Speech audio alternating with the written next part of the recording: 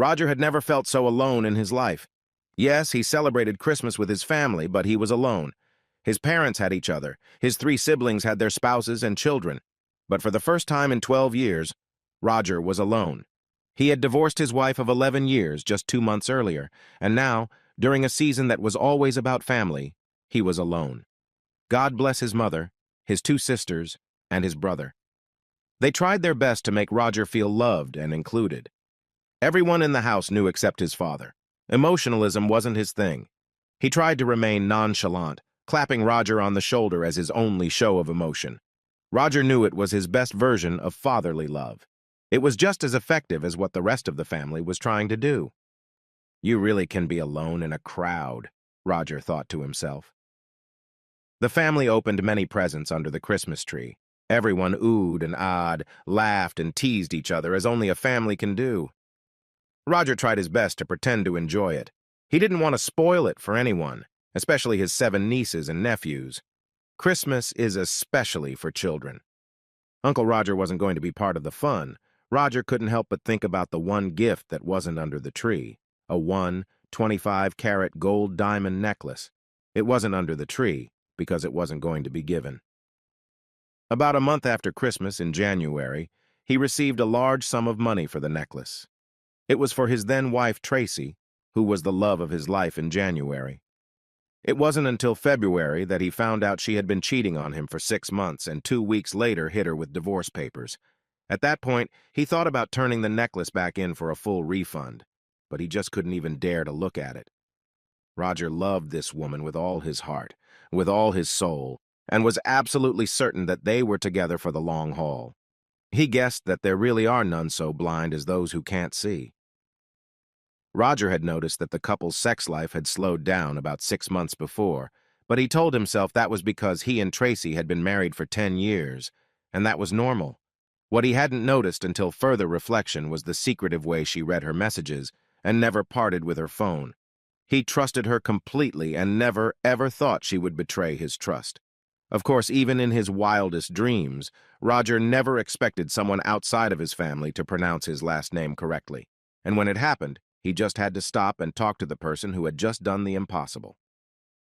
One Thursday around lunchtime, a Tier 1 supplier dropped by unannounced, and Roger decided to impress him with a great lunch. Roger took him to the best barbecue place in town, on the other side of town, about 35 minutes away. Roger had probably only eaten there 3 times in the last 11 years, but John Steiner deserved better. When it came time to pay, Roger put his credit card on the bill, and when the waitress returned, she thanked him by name. Right. Like many Polish names, the spelling of the name has nothing to do with the pronunciation. So when she pronounced Zixwakrat as Zikut, Roger nearly fell off his chair. He and John looked at each other in shock. "How do you know how to pronounce it?" he asked the waitress, who seemed to be of Asian descent. "You don't look Polish at all. When you see that name 2 days in a row, you immediately remember," she laughed. "Apparently, I was serving a couple of your relatives at lunch yesterday, and I just had to ask how to pronounce the name. Is Tracy Jixuakrat a relative?" I didn't hear her husband's name, although the man is ha. They were a pretty cute couple. John realized that the waitress was referring to Roger's wife, and Roger blushed like a stoplight, but held back. "Yes, she's family," he said. "She and her handsome husband get a bit carried away sometimes, don't they? I'll put it this way.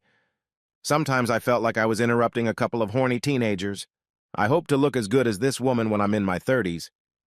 Tracy was actually 37, but with a tight body and an abundance of curves, along with flawless porcelain skin and long dark brown hair, she could pass for late 20s. Roger guessed that the guy-eyeing Mr. Sixuakrat was actually Joey Brilliant, a salesman with a lush mop of hair. Tracy had been working at the same insurance agency in administration since about the time she and Roger had gotten married.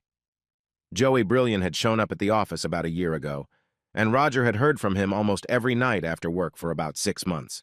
And then Tracy had suddenly stopped talking about him, as if he didn't exist at all. Perhaps another clue that Roger, Mr. Trusty, had missed. John and Roger drove to the office very quietly. Roger, wasting no time, hired a private investigator. Within 2 weeks, the investigator had obtained evidence, including a videotape of the lovers having sex in Tracy and Roger's bed on Wednesday morning, an hour after Roger left for work. The investigator warned Roger that the video was crude, but Roger, of course, wasn't even remotely prepared for such disrespect. "That fucking whore!" Roger shouted into the computer screen as he watched the proceedings in the privacy of his office after hours. Roger didn't hesitate to have his attorney draw up the divorce papers. A week later, Tracy was served at work. After watching the video of his wife and lover performing in his marital bed, Roger had no problem embarrassing Tracy in front of her co-workers. Roger got home early in the evening when Tracy drove the car into the garage. She practically ran into the house and started yelling at her husband. "What the fuck are you doing embarrassing me in front of my friends and co-workers and my boss, for God's sake?" she shrieked. Roger sat leaning back in his chair and sipped his Lizette Boy bourbon, the bottle resting on the table next to his chair. He calmly finished his sip and set the shot glass down. "Because I wanted you to feel a little of what I felt when I watched you and Joey Brilliant sleep in our marital bed, you whore. At least you could tell me our marriage was over. You didn't have to desecrate our marital bed. And for crying out loud, don't you think I at least deserve some sort of apology?" Roger filled his shot glass again, and Tracy stared at him. It had just occurred to her to wonder how long Roger had known and how he knew. "At least be so kind as to tell me what I did wrong and how long it's been going on," he said. "Oh, and is this guy the only one you're sleeping with?" "Don't be so rude, Roger," Tracy snorted. "We've been having sex for about 6 months now, and Joey's the only one. It just happened. You didn't do anything wrong. It just happened." Tracy's eyes filled with tears. Why the fuck is she crying?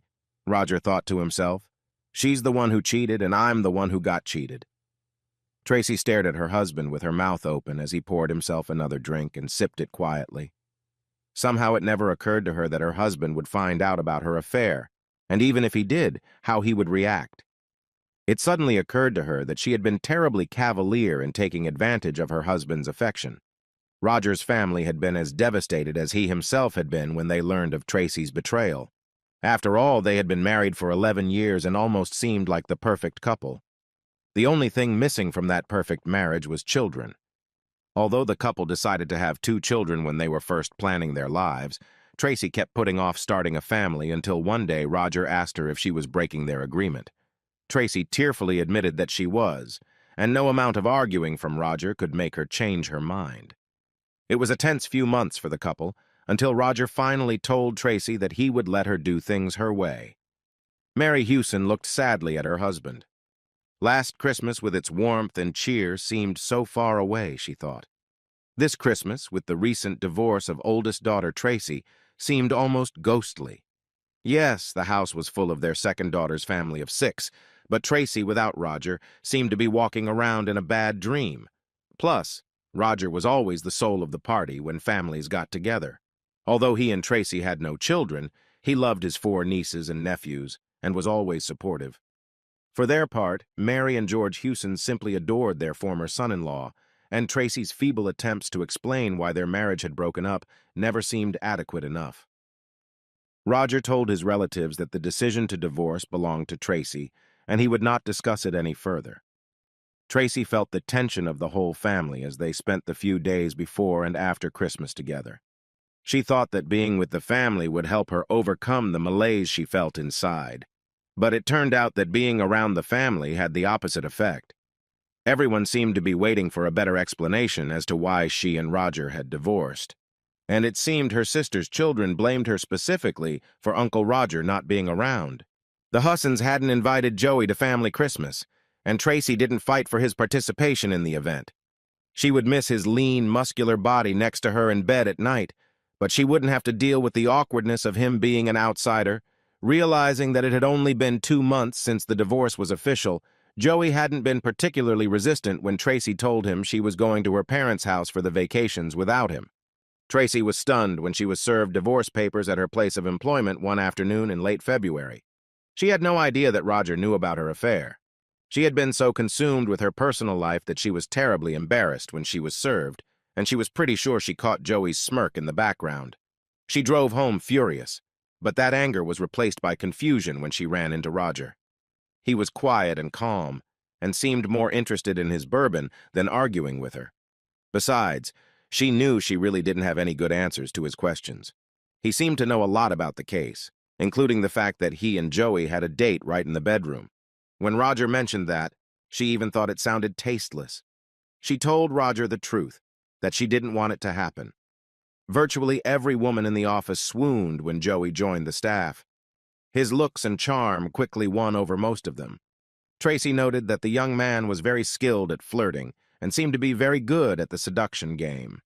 She didn't seem too bothered when Joey started chatting her up, assuming that she was immune to Joey's advances since she was completely in love with her husband.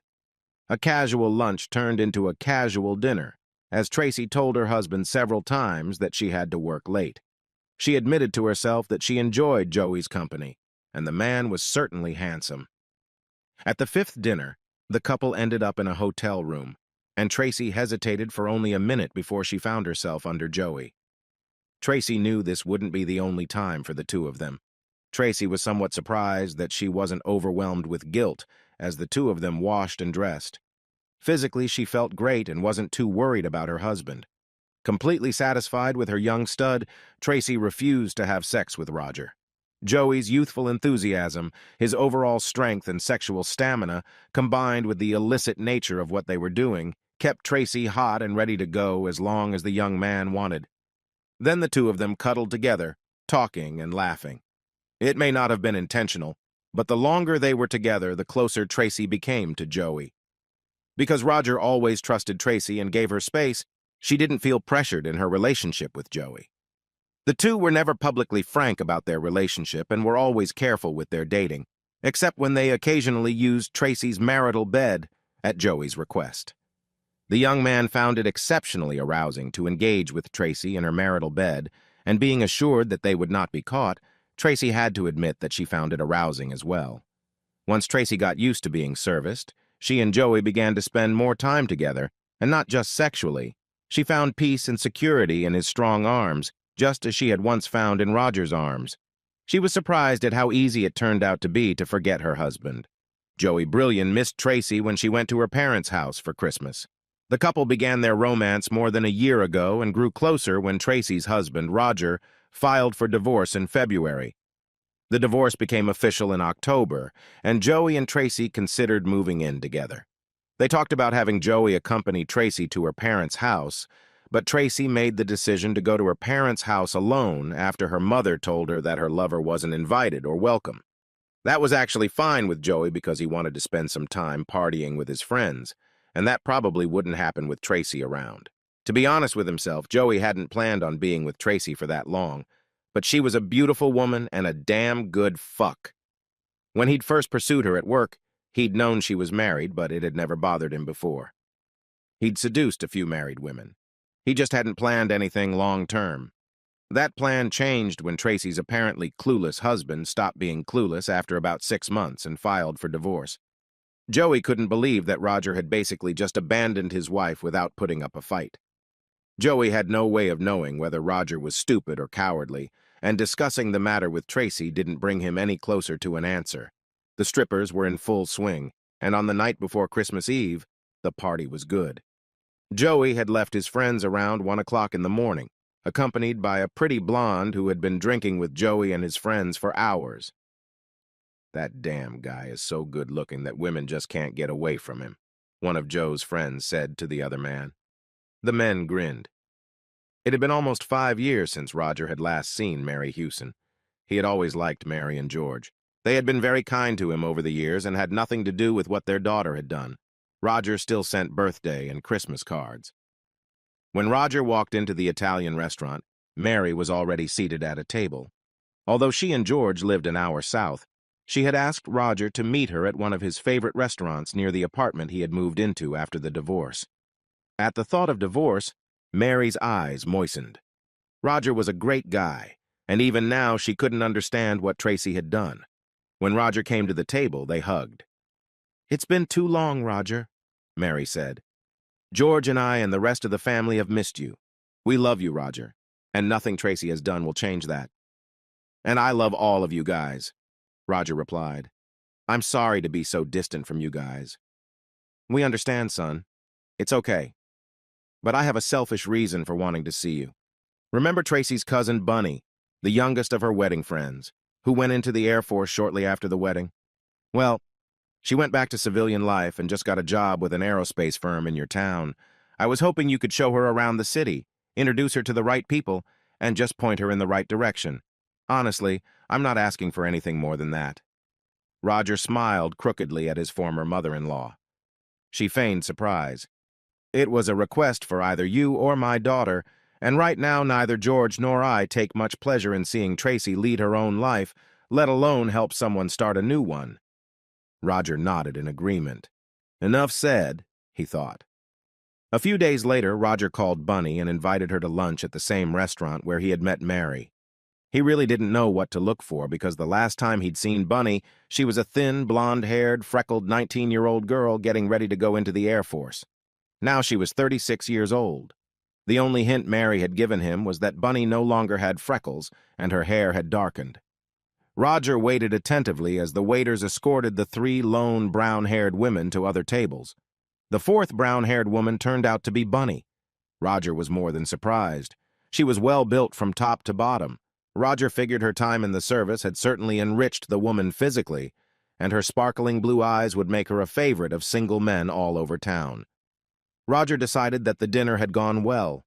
Bunny had turned out to be very intelligent and had more than held up her end of the conversation. Roger reminded himself to call Mary and thank her for putting him in touch with Bunny.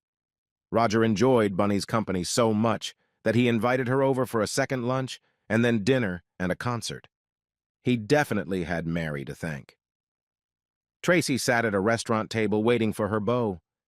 In her 43 years, she was still a beautiful woman with a tight, lush body thanks to regular visits to the gym. Her date was a 50-year-old accountant. She was anticipating a pleasant, albeit unassuming evening. Now she was happily embracing the pleasurable. Since her divorce, Tracy thought her relationship with Joey was heading in a positive direction, perhaps toward marriage. The sex was amazing, and her emotional feelings for Joey continued to grow. However, about a year after the divorce, Tracy noticed that both the sex and emotional attachment to Joey had leveled off. She often wondered if the sexual decline was due to the fact that sex was no longer illegal. As for the emotional decline, Tracy often thought back to her marriage to Roger. She missed the little things she'd shared with Roger, the light touches, the sweet nothings he'd whispered to her after sex and over breakfast. She and Joey often shared time living in each other's apartments, but this sense of intimacy just never came up. Tracy began to suspect that Joey was seeing other girls. The couple hadn't discussed being exclusive, but Tracy assumed it would be after the divorce. When a burning pain in her intimate areas confirmed an STD, Tracy realized that her suspicions were confirmed. "You goddamn bastard!" Tracy screamed at Joey when she got the confirmation. "I gave up my marriage to a good man for you." Joey couldn't find anything to object. He only smirked across the table. A light went on over Tracy's head. 2 years later, when her STD had long since been cured, Tracy stood up to greet her beau and chastely kissed Fred Myers on the cheek. As she leaned in for the kiss, she noticed that Fred had Frederick Mull aftershave, the same expensive aftershave that Roger always used. She hadn't thought of Roger in half a day, she grinned to herself. Joey certainly liked having Roger's wife. She was prettier than most of the wives of other men he'd had, and she was a great lover. So many women just lay around like dead fish. Tracy wasn't one of them. She seemed to enjoy illicit sex as well. Joey noticed that the arousal began to diminish when Roger filed for divorce from Tracy, but her emotional dependence on him seemed to grow. At first, Joey enjoyed the intimacy, but then he began to see it as a great burden. After he had been exclusive with Tracy for about 2 years, the itch for other women began to rear its head. He would sneak out with other women from time to time, but since he preferred sex without saddles, he soon caught syphilis. He had no sooner told Tracy than she herself found out that he had passed his problem on to her. She was unhappy about getting the STD and what the disease meant for the couple's relationship. Joey didn't lose a minute of sleep over his breakup with Tracy. It was a huge party to celebrate Roger and Bunny's 25th wedding anniversary. Roger surprised his wife by renting a party room at their favorite restaurant and inviting friends and family, including the couple's 23-year-old son Daryl and 21-year-old daughter Abigail. No one was surprised by his former mother-in-law's role. 5 years after Roger divorced Tracy, Mary asked him to help out his younger cousin Tracy, who was coming back to town after serving in the Air Force. Lunch turned into a relationship. Roger learned that Bunny was divorced. "You set me up, Mom," Roger said with a wry grin when he met Mary after learning about Bunny. "It was a really good plan, Mom." Mary smiled broadly and grinned. Roger looked embarrassed. "It wasn't a plan, Roger. I swear," Mary said quietly. "I was only asking you for a favor. There was no way I expected it to last. I knew you'd hardly been seeing each other since the divorce, but I never thought—" "I can't tell you how happy George and I are. You know we always thought highly of you and love Bunny to death. We know you'll do right by this girl, just like you always did right by Tracy when you were married." "Whoa, Mom. You're in a bit of a hurry now, aren't you?" "I don't think so, Roger," Mary replied. "You two look great together. She's got your heart, hasn't she?" "You know me well, Mother. Now suppose it does happen. Who do I call Mom? You or your sister Grace?" "What about both of us? Grace may deserve the title, but I'd be incredibly hurt if you called me anything else after all these years." Mary was right, Roger admitted to himself. Bunny had his heart, and about 13 months after their first lunch, the couple had bonded in marriage. No, Tracy had not been invited by mutual consent of Bunny and Roger. Mary and George only mentioned the neglect once, which meant they understood. A year later, Roger had his first child, and 2 years later, his second. After each birth, he thanked Bunny with expensive jewelry. Roger and Bunny were on the dance floor 2 hours after the party started. Her head was resting on Roger's shoulder, and she was nestled in his arms when Roger suddenly stopped moving and looked intently into his wife's eyes. He rummaged in his pocket and pulled out a small box that once held a diamond necklace. Roger went back to the jewelry store where he had bought the necklace years ago and exchanged it for a pair of diamond earrings. This time, he was sure he would have the opportunity to give them to his wife. Eventually, Tracy found a man she could grow old with. She was 52 when she married Franklin Jameson, a widower with 2 grown children. She admitted to herself that while Franklin was nothing special, at this point in her life she probably wouldn't find anyone special and would be happy with a good man who loved her with all his heart. In her most intimate moments, Tracy admitted to herself that she had left her special man because of her own selfishness and stupidity.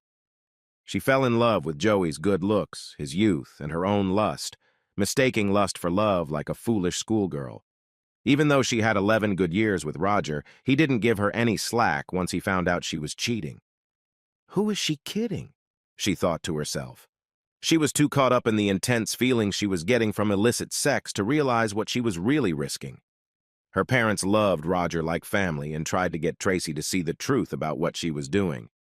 It took her over 2 years to admit to herself that she was thinking with her head below the belt. Getting an STD was an amazing experience for a woman who thought she was in control. Roger, marrying her younger cousin Bunny, was a blow to Tracy, especially when she found out that it was her mother who brought them together. "She's family, Mom. How could you do this to me? Set her up with my ex." "He left me, for God's sake," Tracy whimpered. "You deserve to be dumped," Mary shouted at her daughter. "You cheated on him. I'd divorce your ass for that, too." "Whose side are you on, Mom? You should be on mine. You're my mother." "No, I can't put up with deceit. I raised you better than that," Mary said quietly. "Roger deserves a good woman, even if she is your cousin." "Why didn't Bunny even invite me? She was one of my bridesmaids," Tracy said. "She respected Roger's wishes," Mary said. "I think everyone agreed that his feelings meant a lot more than yours. Given that Roger, Bunny, and Tracy lived in the same town, their paths sometimes crossed. Roger was polite at best when he met Tracy. The cousins barely did more than stare angrily at each other. Eventually, Joey settled down and got married. His choice of women was no longer the same as before. His mugging when he was about 35 had left him with a permanent limp, and his once densely muscled body had degenerated into a loose one. His shorthand seemed to lose its impact on women as his physical condition deteriorated. In his more reflective moments, Joey knew he no longer had the best choice of women once he passed 40. He settled for an average woman with an average body who seemed to really love him. Even when he strayed, women no longer seemed as nice as they had a few years ago. The police questioned Roger and Tracy after Joey was robbed. The detectives were convinced that the robbers had taken too much pleasure in hurting Joey rather than robbing him. As she had suspected, no one had questioned Mary Hewson about the attack on Joey. After all, why would the police suspect the sweet, gray-haired grandmother? Mary guessed correctly. Although she blamed Tracy for her own mess, she knew that Joey was at least partly to blame for the destruction of Roger and Tracy's marriage, so he deserved part of the punishment. Although she hadn't told either Roger or Tracy of her intentions, she assumed they would both agree.